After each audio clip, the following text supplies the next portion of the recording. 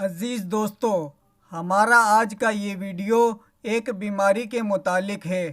آج ہم آپ کو اس ویڈیو میں شوگر کے مرض کے بارے میں بتائیں گے کہ شوگر کا مرض کیا ہوتا ہے۔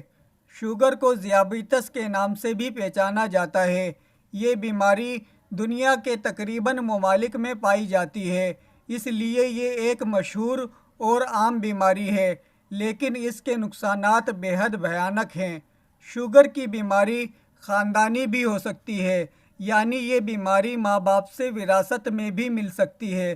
ویسے تو اس بیماری کے لیے عمر کی کوئی قید نہیں، لیکن عموماً یہ بیماری 50 سے 60 سال کی عمر کے لوگوں میں زیادہ پائی جاتی ہے، اور اس کے علاوہ زیادہ وزن والے موٹے افراد اس بیماری کا شکار آسانی سے بن جاتے ہیں۔ لہٰذا دبلے افراد کی نسبت موٹے افراد کو اس بیماری سے زیادہ خطرات لاحق ہیں۔ اس سے بچاؤ کے لیے موٹے افراد کو وزن کم کرنے کی ضرورت ہے۔ شوگر کے مرض میں پیشاب کے ساتھ ساتھ شوگر بھی آتی ہے۔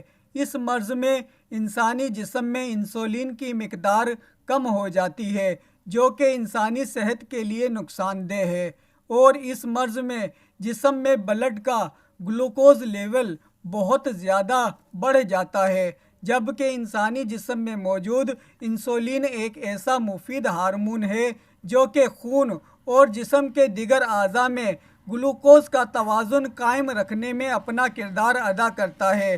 لہٰذا اس توازن کو برقرار رکھنے کے لیے انسانی جسم میں انسولین کی مقدار کا مناسب ہونا ضروری ہے۔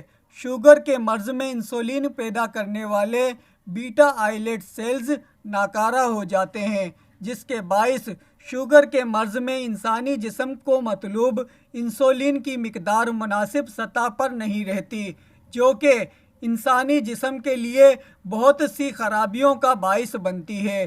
اگر شوگر کے مرض کو آسان الفاظ میں بیان کیا جائے تو شوگر اس مرض کا نام ہے جس میں بار بار پیشاب کی حاجت ہو اور اس کے ساتھ ساتھ پیشاب میں شوگر کا اخراج ہو۔